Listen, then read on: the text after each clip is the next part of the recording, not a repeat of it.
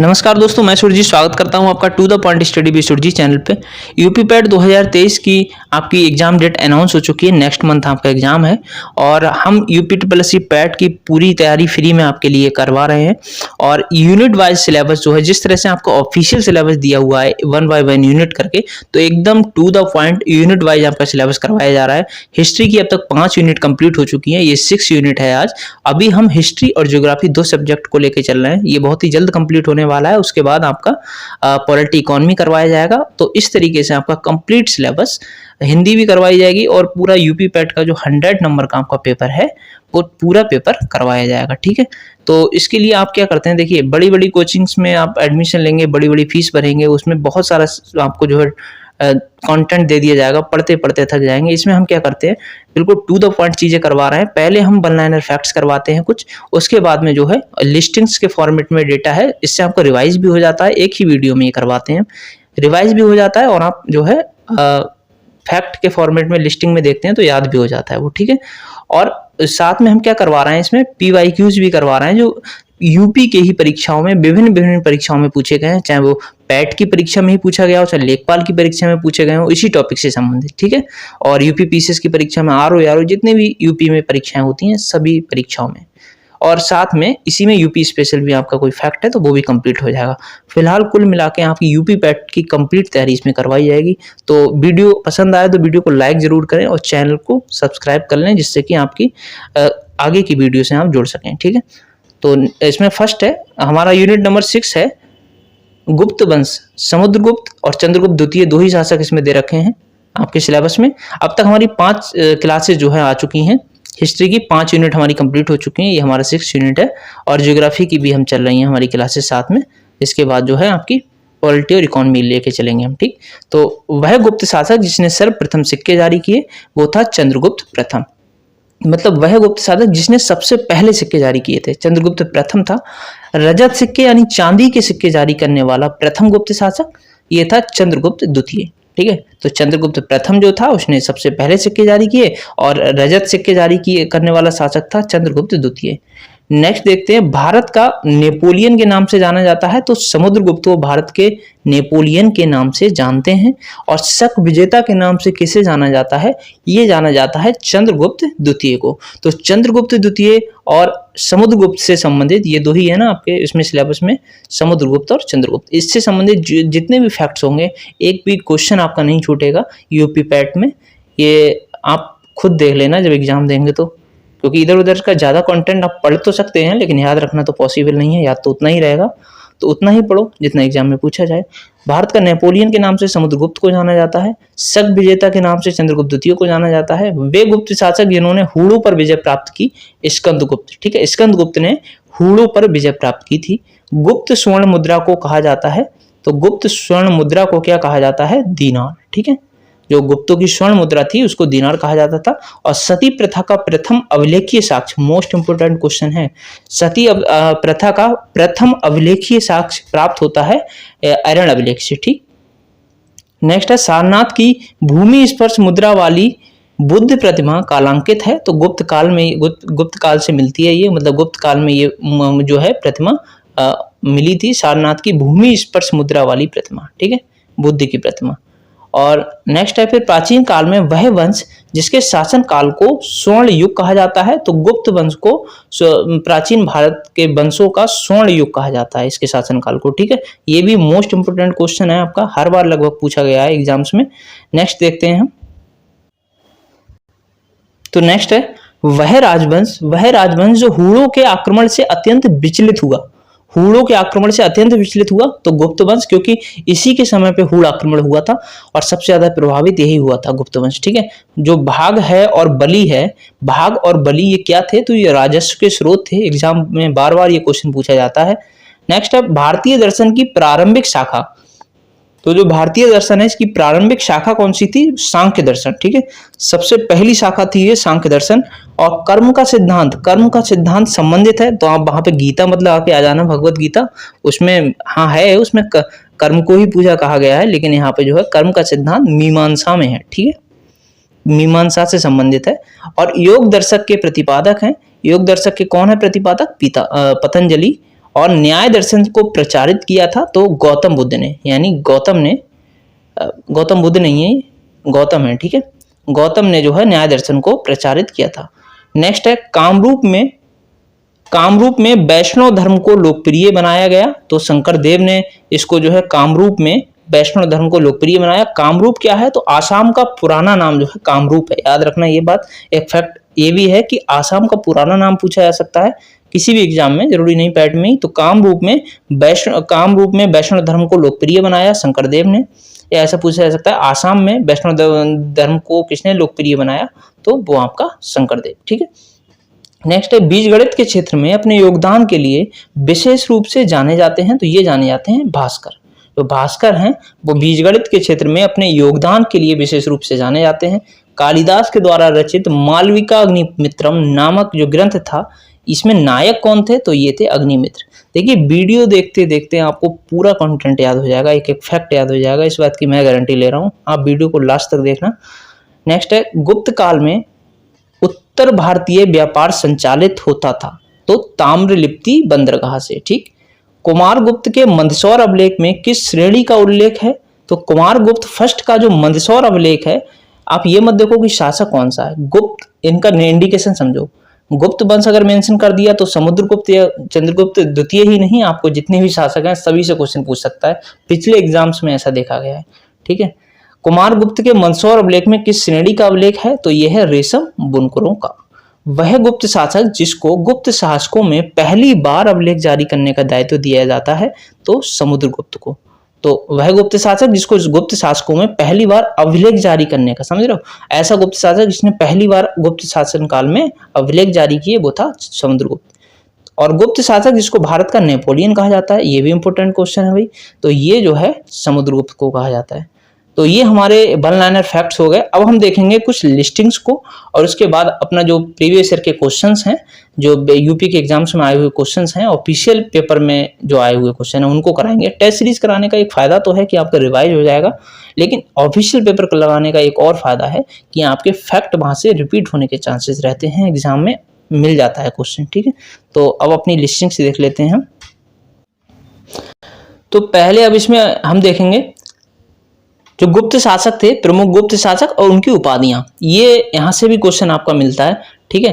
तो बीपीएससी का अगर कोई वीडियो देख रहे हैं तो उनके लिए भी इंपॉर्टेंट हो सकता है। ये गुप्त शासक जो है ये एक तरफ दे रखे हैं और दूसरी तरफ दे रखी हैं उपाधियां, ठीक है। इसको और अच्छे से हम हाईलाइट कर लेते हैं। तो ये हैं गुप्त शासक और ये हैं उनकी उपाधियां। तो फटाफट देख लेते हैं। जो श्रीगुप्त थे इनकी उपाधि थी आदि पुरुष और महाराज, ठीक है, आदि पुरुष और महाराज। श्रीगुप्त जो ही गुप्त शासक के संस्थापक थे, तो इनकी उपाधि थी आदि पुरुष। ऐसे याद रख सकते हैं, गुप्त शासकों के संस्थापक को देखो कैसे याद रख सकते हैं, श्रीगुप्त थे, इन्होंने स्थापना की गुप्त वंश की। और आदि पुरुष, आदि मानव सबसे पहले आए थे तो आदि पुरुष इनकी उपाधि थी। महाराज इनकी उपाधि थी। घटोत्कच जो थे वो उन्होंने भी महाराज की उपाधि ली। ये महाराज से संबंधित उपाधियां बहुत लेते थे। चंद्रगुप्त ने भी देखो महाराजाधिराज की उपाधि ली। समुद्रगुप्त ने अश्वमेधकर्ता, इसने अश्वमेध यज्ञ कराए थे तो अश्वमेधकर्ता और कविराज की उपाधि ली, ठीक है।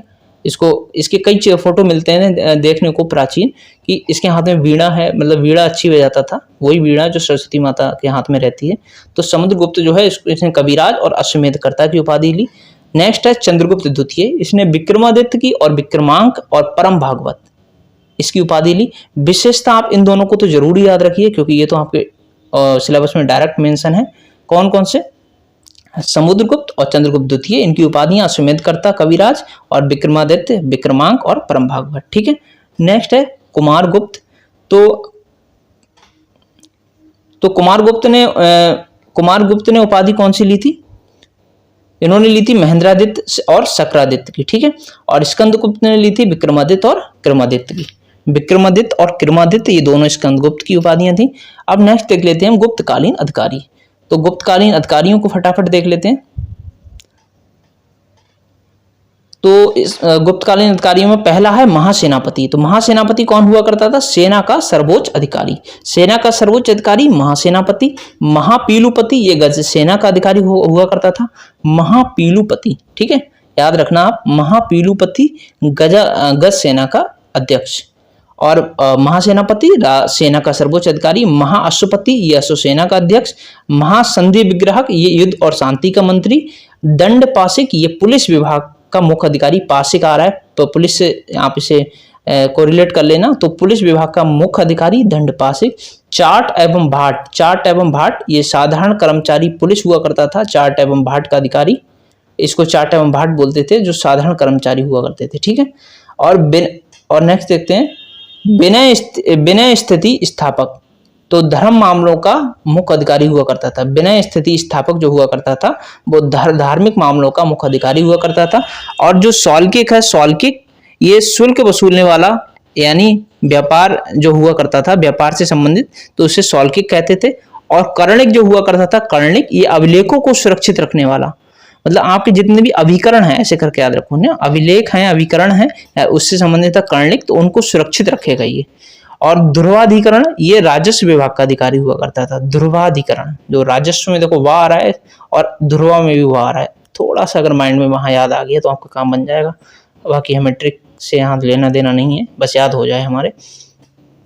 गुप्त काल के प्रमुख मंदिर हैं, इनको भी देख लेते हैं। तो ये मंदिर दे रखे हैं एक तरफ, दूसरी तरफ स्थान कि कौन सा मंदिर भाई किस स्थान पे है। देखिए तिगवा का विष्णु मंदिर, तो तिगवा का विष्णु मंदिर है जबलपुर मध्य प्रदेश में, ठीक है। जबलपुर मध्य प्रदेश में है तिगवा का विष्णु मंदिर। ये मोस्ट इंपोर्टेंट मैं आपको करा रहा हूँ लिस्टिंग्स, इससे बाहर क्वेश्चन नहीं मिलेंगे आपको, देख लेना आप, और वरना आप पढ़ते रहो कंटेंट इधर उधर भर भर के। भूमरा का शिव मंदिर, तो ये नागौद मध्य प्रदेश में, ठीक है। ये मध्य प्रदेश के यहाँ पे 3 मंदिर दे रखे हैं। पहला है तिगवा का विष्णु मंदिर जबलपुर मध्य प्रदेश, भूमरा का शिव मंदिर ये जो है नागौद मध्य प्रदेश में, नागौद में, और पार्वती मंदिर ये है नचना कुठार मध्य प्रदेश में, ठीक है। तो तीनों ही मध्य प्रदेश में है, आप देख लेना इन्हें बार बार।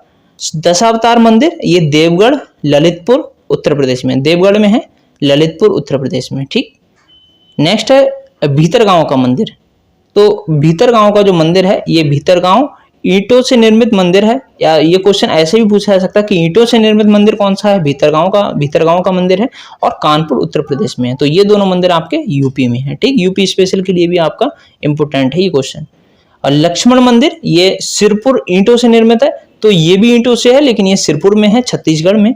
यूपी में ईंटों से निर्मित कौन सा है, वो भीतरगांव है। उदयपुर का विष्णु मंदिर ये कहाँ है, उड़ीसा में, ठीक है। उदयगिरी का विष्णु मंदिर ऊ आ रहा है इसमें भी, उदय और उड़ीसा ऐसे याद रखना, ये विष्णु मंदिर है उड़ीसा में, ठीक है। नेक्स्ट देख लेते हैं। नेक्स्ट यहाँ पे कुछ गुप्तकालीन प्रसिद्ध साहित्य और साहित्यकार दे रखे हैं।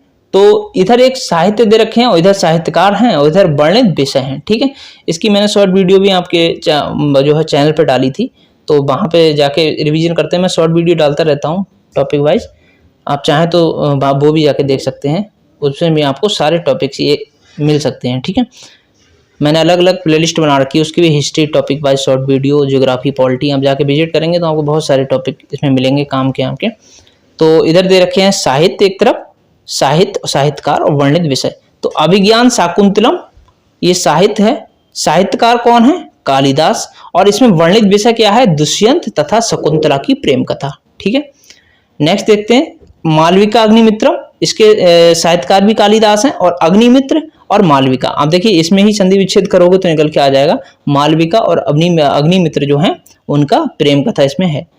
और उसके बाद है विक्रमोर्वशीयम, ये भी कालिदास का है, इसके साहित्यकार भी कालिदास हैं।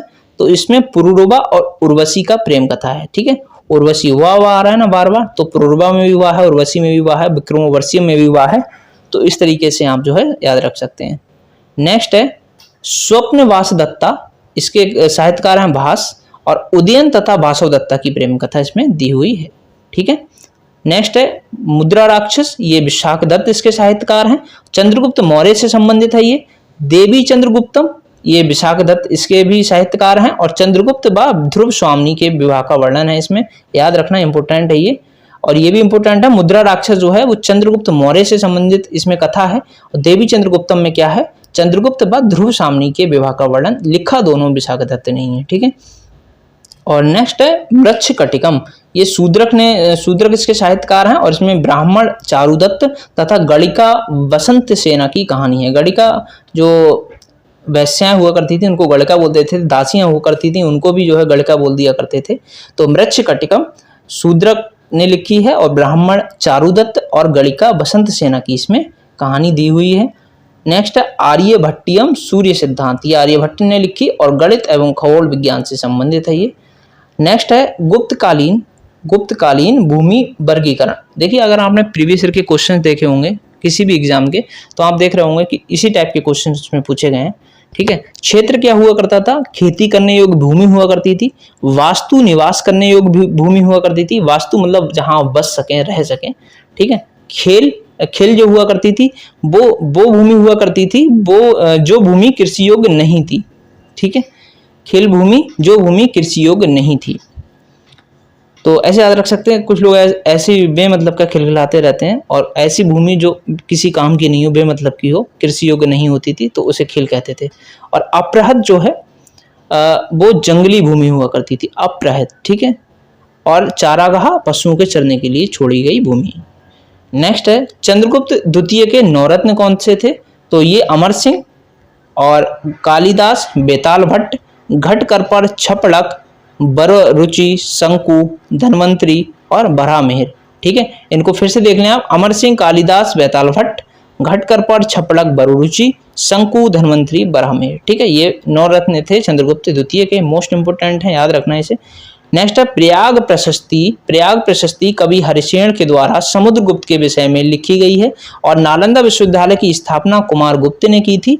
समुद्रगुप्त संगीत प्रेमी था, इसके सिक्कों पर इसे बीड़ा बजाते हुए दिखाया गया है, मैंने बताया था ऊपर, यहाँ पे भी इन्होंने मेंशन कर दिया है। नेक्स्ट देखते हैं हम।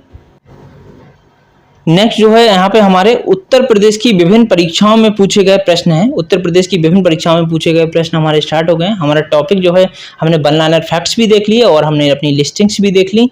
अब हमारे जो है ये एग्जाम में पूछे गए प्रश्न हैं। आप पहला ही प्रश्न देखिए, यूपी पैट 2021 में ये प्रश्न पूछा गया है 2 शिफ्ट में। ठीक है, तो आपको यूपी पैट के PYQs भी यहाँ पे रिवाइज हो जाएंगे। भारतीय इतिहास में धन्वंतरी कौन थे, मिल गया क्वेश्चन। धन्वंतरी जो थे वो चंद्रगुप्त विक्रमादित्य की सभा को सुशोभित करने वाले प्रसिद्ध चिकित्सक थे। और भारतीय इतिहास में प्रसिद्ध चिकित्सक धन्वंतरी गुप्त वंश के प्रतापी शासक चंद्रगुप्त द्वितीय विक्रमादित्य के दरबार में रहते थे। ये शल्य क्रिया के प्रवर्तक एवं प्रसिद्ध आयुर्वेदाचार्य थे। और चंद्रगुप्त विक्रमादित्य के दरबार में नवरत्नों में से धन्वंतरी थे। अन्य थे छपड़क, शंकु, बेताल भट्ट, घटकरपर, बररुचि, अमर सिंह, बरहामेर और कालिदास। ठीक है, देखो एक्सप्लेनेशन को आप बिल्कुल भी मिस मत करना, इससे आपका रिवीजन भी होगा। कुल मिला के रिवीजन के तौर पे आप इसे लीजिए, रिवीजन भी होगा और कुछ नए फैक्ट्स होंगे, वो भी वहां से भी क्वेश्चन बनने की संभावना होगी यहाँ पे। ठीक है, तो ये ऑफिशियल पेपर है, इसको तो आप बिल्कुल मिस मत करना। ये क्वेश्चन वही हैं जो एग्जाम में आए हुए हैं। देखिए ये भी पैट में क्वेश्चन आया है और किस क्रम में भारत आए ये पूछा गया है। तो देखिए ये मैंने प्रीवियस ईयर के क्वेश्चन, आप वीडियो देख रहे होंगे अगर, तो मैंने ये पहले भी वीडियोस में करवा चुका हूँ। ये ट्रिक है इसकी, फांसी हुई, याद रखना ये ट्रिक। ठीक है, विदेशी के भारतीय मतलब चाइनीज जो आए थे भारतीय, ये विदेशी यात्री, उनकी ट्रिक है फासे फायान, सासे संयुगमन, हासे हुएनसांग, ईद से इत्सिंग। ठीक है, तो ये ट्रिक अगर आपको याद होती तो आप ये क्वेश्चन कर लेते। कैसे, तो ये देखिए आप, फायान और ह्वेनसांग ये मिल गया आपको, उसके बाद टॉमस रो। ठीक है, तो किस क्रम में भारत आए, राइट आंसर इसका हो गया यानी सी। पहले आए थे फायान 399 से 412 ईस्वी में चंद्रगुप्त विक्रमादित्य के समय। उसके बाद 603 से 643 ईस्वी में आए थे हर्षवर्धन, और ह्वेनसांग आए, टॉमस रो आए थे 615 से 617 ईस्वी में जहांगीर के समय। तो आप देखो आपके टॉपिक में हर्षवर्धन भी है, आपके टॉपिक में चंद्रगुप्त विक्रमादित्य भी है और मुगल काल ये भी है। ठीक है, तो इस तरीके से आपको जिस तरह सिलेबस में दे रखे हैं सब में से एक एक उठा के पूछ लिया है, इसीलिए एकदम सिलेबस के हिसाब से चल रहे हैं हम लोग भी।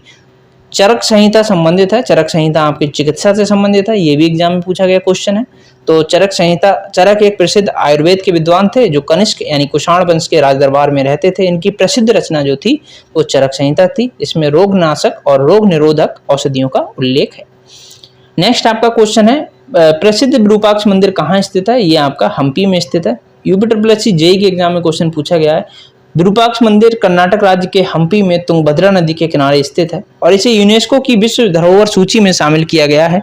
ये प्राचीन मंदिर भगवान शिव के रूपों में से एक विरूपाक्ष को समर्पित है। ये मंदिर विक्रमादित्य द्वितीय की रानी जो थी लोक महादेवी, इनके द्वारा बनवाया गया था और ये मंदिर द्रविड़ साहित्य शैली में ईंट और चूने से बनाया गया है। ठीक है, नेक्स्ट है विक्रम संवत प्रारंभ हुआ था। तो विक्रम संवत जो है प्रारंभ कब हुआ था? तो विक्रम संवत आपका स्टार्ट हुआ था 57 ईसा पूर्व में। ठीक है, और शक संवत 78 ईसा पूर्व में, ये भी यहीं बता देता हूं। तो 78 ईसा पूर्व कैसे याद रखना? 7 याद रखना। ठीक है, तो 7 में 7 और ये 7 आ रहा है। ठीक है, और 57 ईसा पूर्व में विक्रम संवत। कोई ये ट्रिक नहीं है, बस माइंड में आपके सेट हो जाए इसीलिए बता देता हूं। तो विक्रम संवत अत्यंत प्राचीन संवत है। विक्रम संवत के प्रणेता सम्राट चंद्रगुप्त विक्रमादित्य को माना जाता है, जिन्होंने लगभग 2069 वर्ष पूर्व यानी कि 57 ईसा पूर्व विक्रम संवत प्रारंभ किया। संवत दे रखे हैं, प्रारंभ दे रखा है, प्रणेता दे रखे हैं। विक्रम संवत 57 ईसा पूर्व, शक संवत 78 ईसवी है, ईसा पूर्व नहीं है।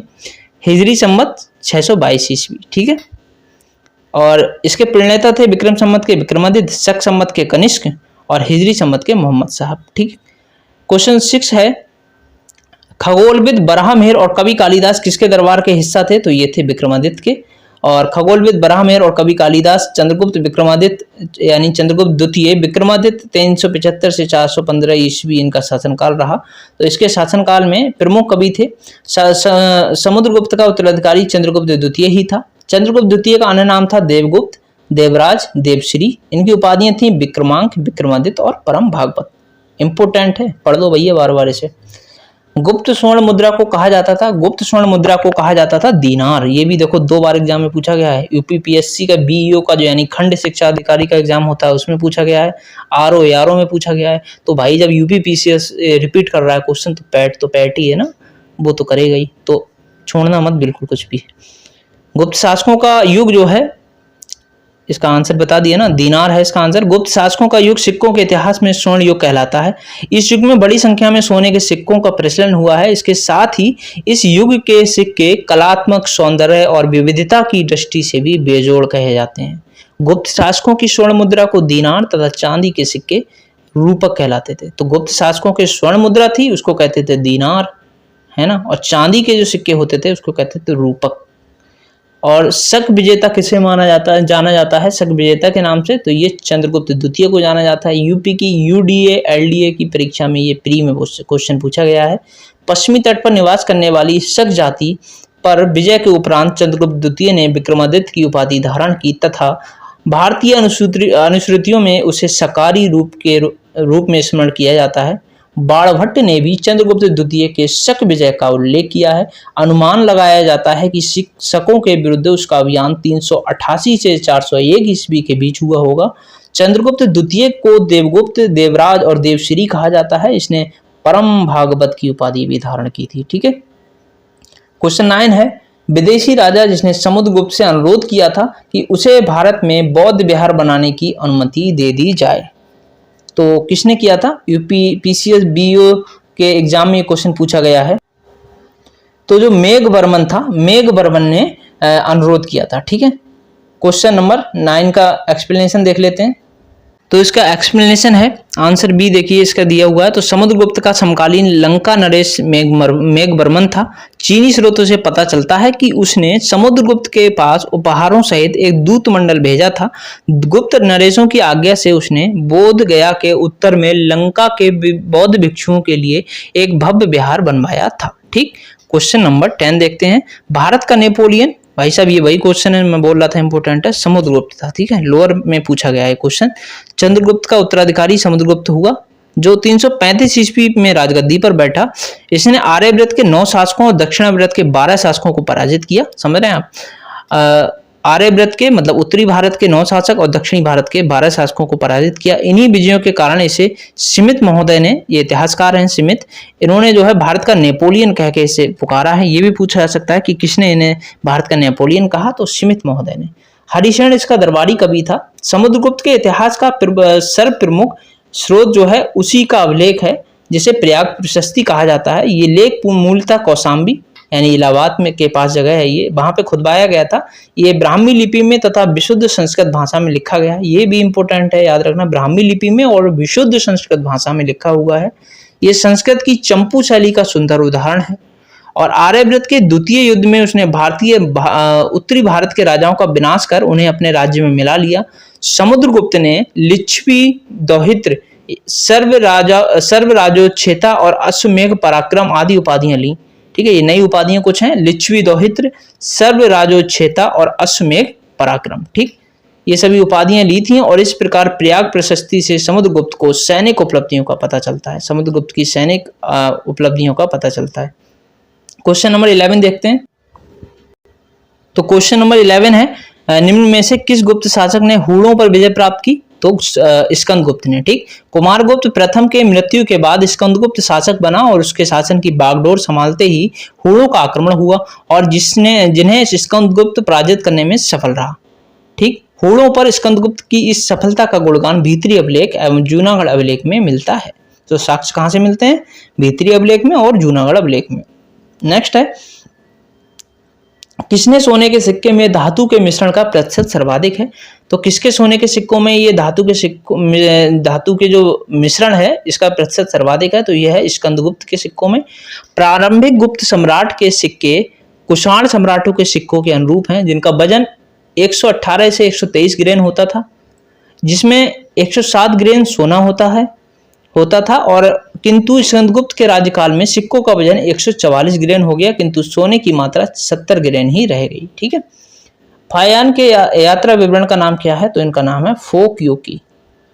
फायान चीन के शेंसी प्रांत की राजधानी चांगान का रहने वाला था। उसने बौद्ध धर्म के ग्रंथों के अध्ययनार्थ एवं बौद्ध तीर्थ स्थलों की यात्रा करने के उद्देश्य से भारत की यात्रा की।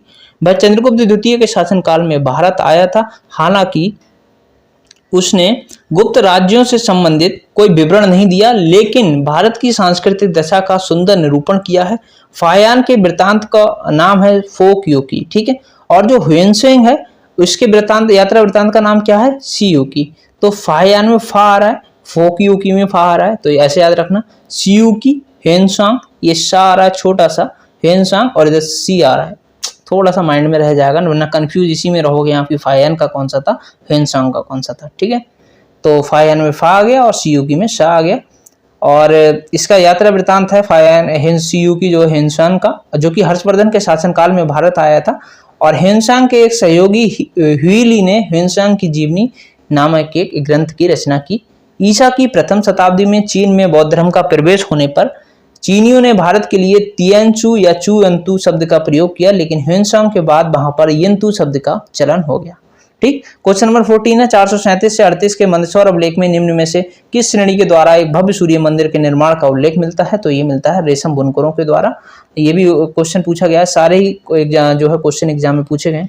वीडियो आपको यार आप लोग लाइक तो करते नहीं, वीडियो लाइक ही कर दिया करो कम से कम, और चैनल को सब्सक्राइब करें जिससे कि आपकी तैयारी एकदम परफेक्ट तरीके से हो सके। रेशम बुनकरों की श्रेणी ने 437 से 38 ईस्वी के आसपास मंदसौर में एक सूर्य मंदिर का निर्माण करवाया था तथा उसकी देखरेख के लिए अक्षय निधि यानी ट्रस्ट जो होता है इसकी स्थापना की, जिसके ब्याज से व्यापार आदि चलाए जाते थे। इसका विवरण मंदसौर अभिलेख में उल्लेखित है। क्वेश्चन 15 देख लो भाई, कौन सा सही सुमेलित नहीं है? तो कुमारगुप्त मंदसौर अभिलेख, पतिक तक्षशिला अभिलेख, प्रभावती गुप्ता ये उदयगिरी गुहा अभिलेख और इससे संबंधित नहीं है यही, और समुद्रगुप्त ऐरण अभिलेख। ठीक है, तो समुद्रगुप्त से संबंधित ऐरण अभिलेख है, मंदसौर अभिलेख से किससे संबंधित है? कुमारगुप्त से। तक्षशिला अभिलेख संबंधित है पतिक अभिलेख से। ये तीनों ही सही हैं और सी वाला गलत हो गया। हमसे पूछा कौन सुमेलित नहीं है, राइट आंसर हो गया सी। तो उदयगिरी गुहा अभिलेख गुप्त शासक कुमारगुप्त प्रथम का अभिलेख है।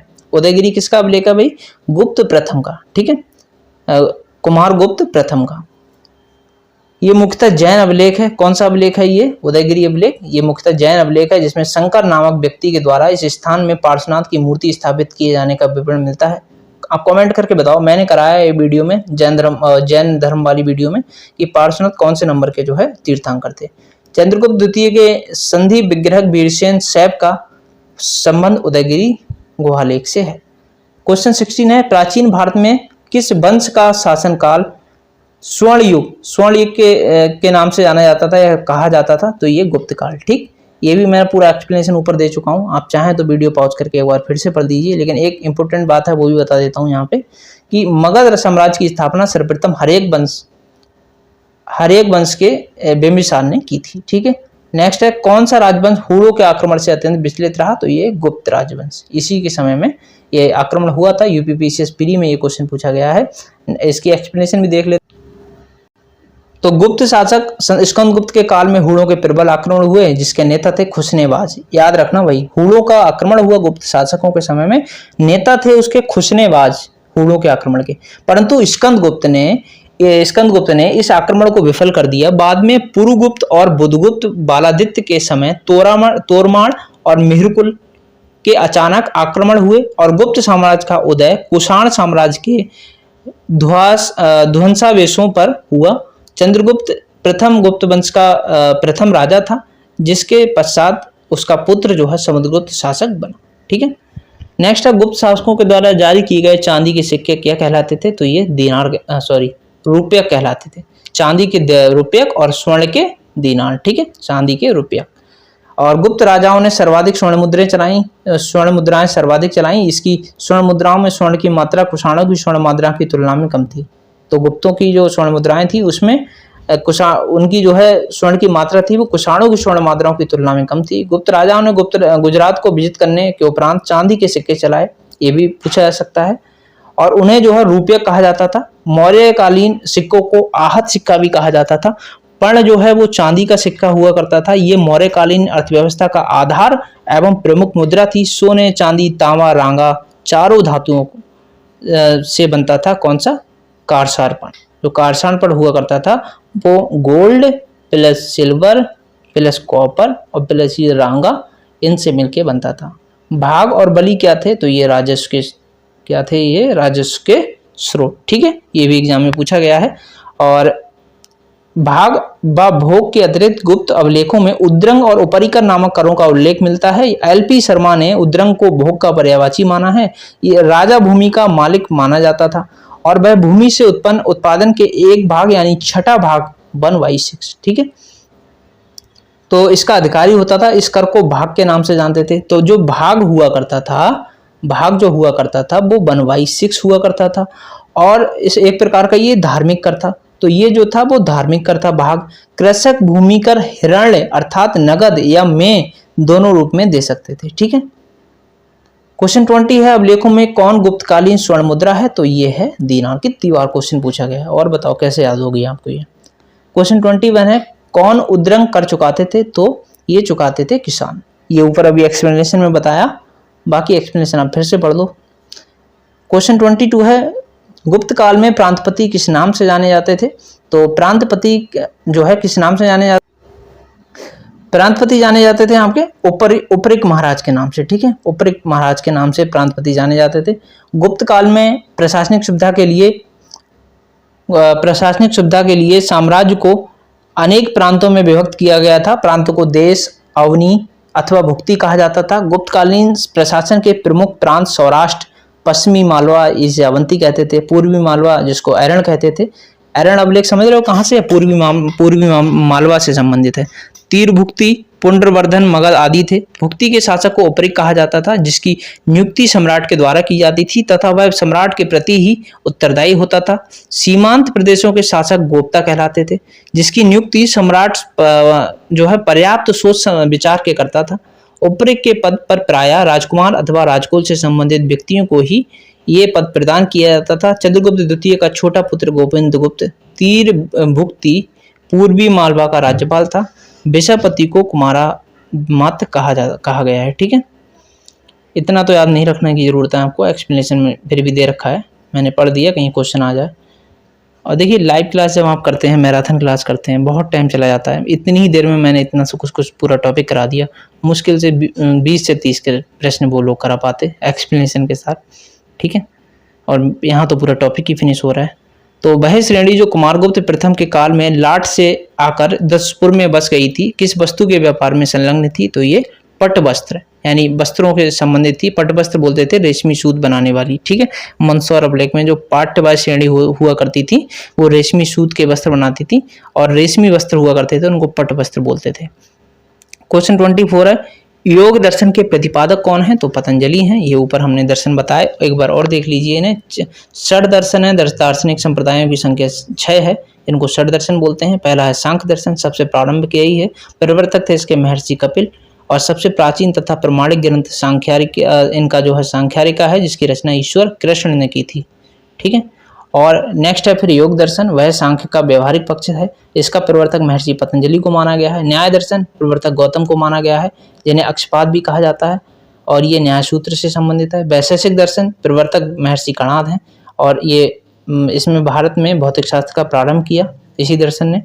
देखिए फिजिक्स कहाँ से निकली? वैशेषिक दर्शन से, ठीक है। मीमांसा दर्शन प्रणेता इसके जैमिनी है, ग्रंथ है मीमांसा सूत्र। वेदांत दर्शन बादरायण, वेदांतर का अर्थ है, देखो वेदांत दर्शन से संबंधित है बादरायण, इसमें वेदांतर का अर्थ है वेद का अंत, कर्मवाद वेदांत से जुड़ा है, ठीक। और ये हमारा लास्ट क्वेश्चन है, शक एवं गुप्त संबतों के बीच लगभग कितना अंतर है? तो ये देखो आप समझ लो, मैंने शक कितने से बताया था? तो शक बताया था 78 से, ठीक है। और गुप्त जो था वो 319 ईस्वी में, तो 319 - 78 241 वर्षों का अंतर है। राइट आंसर क्या हो गया इसका? बी, ठीक है, बी। तो ये हमारी हो गई वन लाइनर फैक्ट्स और लिस्टिंग्स प्लस आपके PYQs। तो वीडियो अगर अच्छी लगे तो वीडियो को लाइक जरूर करें, चैनल को सब्सक्राइब करें। मिलते हैं नेक्स्ट टॉपिक के साथ, यूनिट वाइज हम कराएंगे। Bye bye, take care.